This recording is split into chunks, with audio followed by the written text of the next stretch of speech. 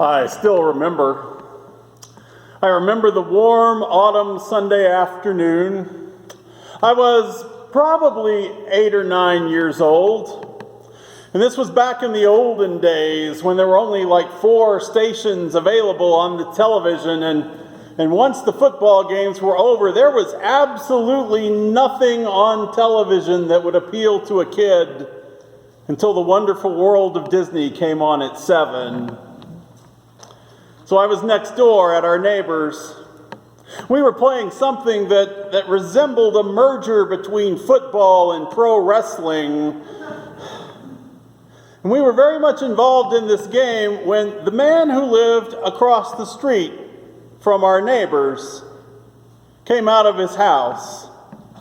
He was an old man. He lived with his wife. We rarely saw either of them. I had never heard him speak a word. But he came out, and he stood on the curb, and he was shaking. And he yelled out, "Fire! My house is on fire!" And about that time, in the kitchen window behind him, we could see flames licking up and setting the curtains ablaze. My 8-year-old self stood there on the lawn trying to make this information compute. I remember thinking, well, why are you telling a bunch of kids? Shouldn't you be calling the fire department?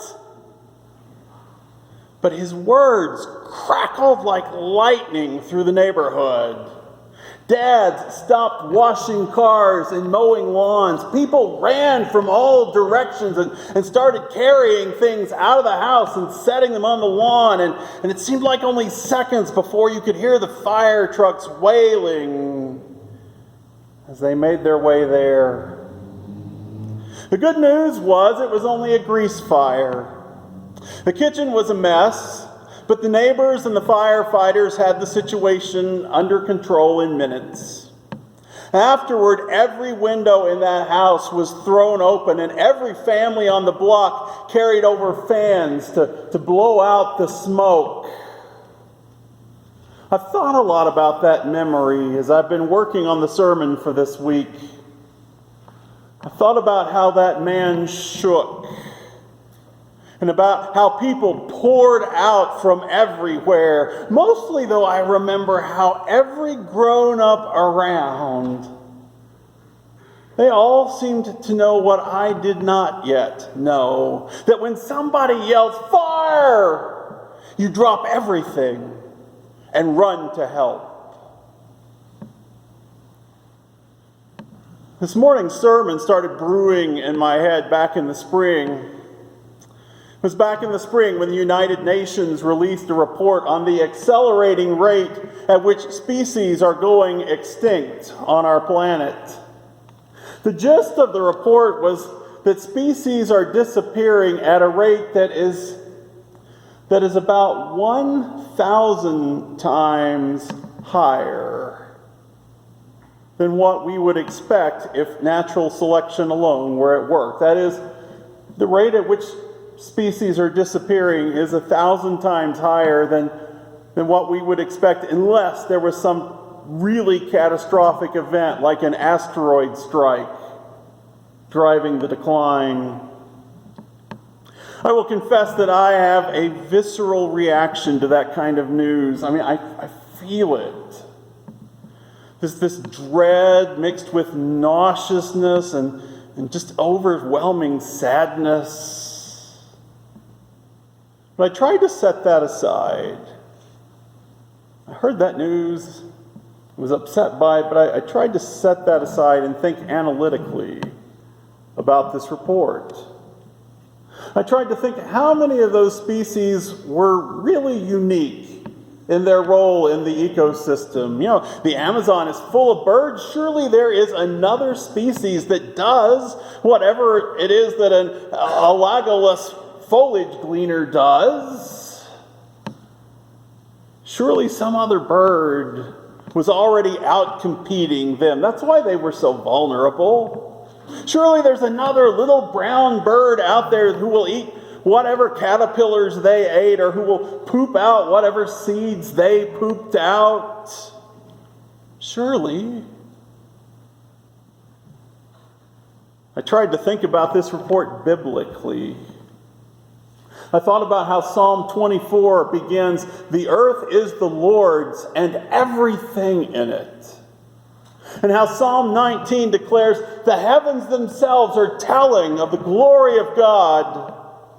I remembered how the 104th Psalm chimes, "O Lord, how manifold are your works! In wisdom you have made them all. The earth is full of your creatures." I thought about the 7-day creation story, the one that we find in Genesis chapter 1, the story that explicitly names God as the creator of all that is. And the verb that Genesis uses in that chapter for create is bara. It's a word that the Hebrew Scriptures only use in reference to God. There are other words in Hebrew for building, inventing, constructing, composing, all of those things that humans do that we might call creative. But biblically speaking, only God creates. I thought about how in that creation account from Genesis 1, God gives humanity dominion. God gives us dominion over the plants, the animals, and the land. And I thought about how dominion does not mean license to exploit. That word in Hebrew does not mean, here, you can do whatever you want with this. It means, here, you get to take care of this. It is in your charge. It's your responsibility. I thought about the Adam and Eve in the garden creation story, the one we find in Genesis chapter 2. I thought about how one of God's great gifts to Adam in the garden was the gift of a job. Adam was instructed to go to work with God in tending for the garden. Adam got to imitate God in caring for creation. It is not enough, the Scripture seems to say, that human beings are created in God's image. We are also called to resemble God as we take care of the earth, which is an absolutely breathtaking theological claim. I mean, if you ever wondered what the purpose of your life might be, if you have ever tossed and turned at night pondering what on earth God put you on this planet to do, well, here is an answer. Straight out of Genesis 2. God put you here to take care of the earth, to safeguard creation for future generations. You want a purpose? Here's your purpose.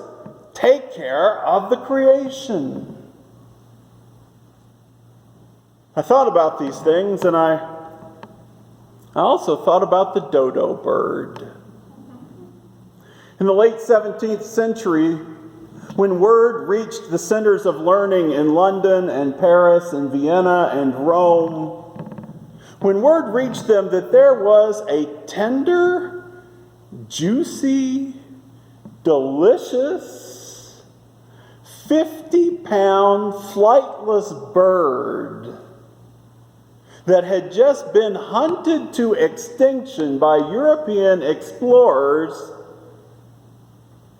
the faith leaders in the church and in those centers of learning refused to believe it. Not that they couldn't believe that there would be a 50-pound self-basting turkey out there somewhere in the creation. They refused to believe that God would allow humans to completely destroy a species. We don't have that kind of power, they said. God will not let mortals undo part of God's good creation. But God did. The last known dodo was killed in 1681. The only two species on Earth that were related to it, the Reunion solitaire and the Rodriguez solitaire, were both also extinct within decades. We will never know if, like the horseshoe crab, those creatures possessed blood that had properties to identify and treat dozens of diseases. We'll never know if, like honeybees, these animals were the linchpins of ecosystems that supported all kinds of amazing life. They are like libraries that burned to the ground before a single book could be checked out. I was trying to think about this from the perspective of faith. I was trying to let the scriptures have their say, but I wasn't getting anywhere until one morning I woke up thinking about Paul's letter to the Corinthians. And this is why we read our Bibles. This is why we study the scriptures together, so that the words of these ancient texts become chiseled on our hearts, so that these words get etched in our memory and God can pull them up to guide us at the right time. Nobody wants to nod their head for that? You know it's true.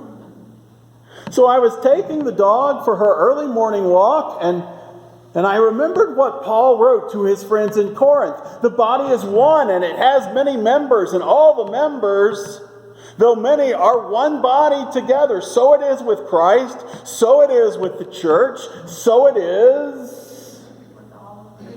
with all of creation. It is God's design that we are interconnected. It is God's intent that we depend on each other. There are many members, yet one body. And so the eye cannot say to the hand, I have no need of you. Nor can the head say to the feet, I have no need of you. That's it, I thought. That is what humanity has been saying to the northern white rhino and the Spix macaw and the black-faced honey creeper. We don't need you. You're not important enough. We'll be okay without you. All of which is a way to say, we have no need of you. I remember reading a similar thought, I'm quoting here. What a shame that trees do not put out Wi-Fi signals. If they did, we would plant them everywhere. It is such a shame that they don't put out anything that humans need, except oxygen. We have no need of you. The thing is, of course, that we do need them. We need the wisdom that their existence holds. We need them to fill their role in keeping the world habitable for all. We need them for the way that they illustrate God's abundance, God's absolute delight in diversity, God's playfulness and joy. We need them for the way they reflect their Creator's glory and point us back to God. To say that we have no use for blue macaws is to say to their Maker,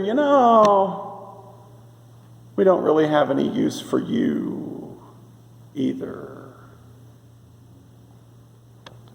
It is to say, yeah, Lord, it's really too bad about those birds that look like sapphires, but, about that no other gods before me thing, clearly, the only opinion that matters around here is ours. We have no use.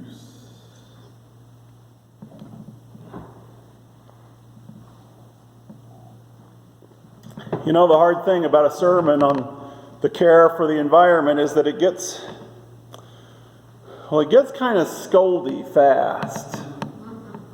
In my years as a pastor, I preached more than a half dozen sermons on ecology and a theology of ecology and on stewardship of the environment, or on the need for Christians to take the lead in caring for the earth. And if I may be permitted to say so, those sermons have been, with maybe one possible exception, those sermons have just been dreadful. Which is not to say that they haven't been faithful or factual or true to the Scriptures, but the problem is they all end up sounding like the last 45 seconds of every nature documentary you have ever seen. You know, the part right at the end where Merlin Perkins comes out to do the voiceover and says, "Once we all come to our senses and start protecting their habitat, soon these majestic creatures will..." Yeah, that part. I mean, I really, really want to encourage us all to be junior creation rangers. But those sermons, and most of them like them, that others offer they all start to sound like I'm scolding the dog. Bad congregation. Bad. Look at what you've done. You've dumped plastic in the ocean. You've fouled up the atmosphere. You better clean this up. And the baffling part about that is that you, my beloved congregation, you guys are just the biggest bunch of golden retrievers there ever were. I stand at the door afterwards, and you guys just eat that stuff up. You're right, we are bad, we'll do better, And that's the baffling part. The perilous part of that, or perhaps I should say the two perilous parts that go along with that, are, one, that we will continue to accept that although we feel bad about the fact that humanity is standing on the edge of a cliff, that we're staring out into the abyss of a tremendous worldwide environmental catastrophe, that we will continue to act as though this problem were not real.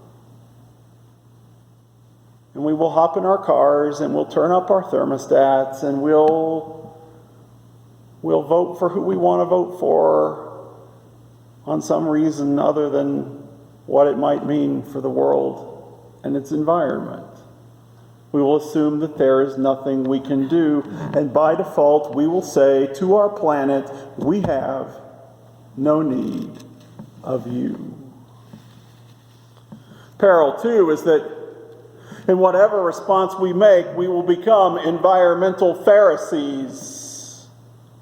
We will substitute legislation or shame or moral categories for an understanding of creation that sees the care of the earth and the care of all creatures and the care for all people and for future generations as all part of the same joyous, worshipful response that we get to make to a loving God. Let's be clear.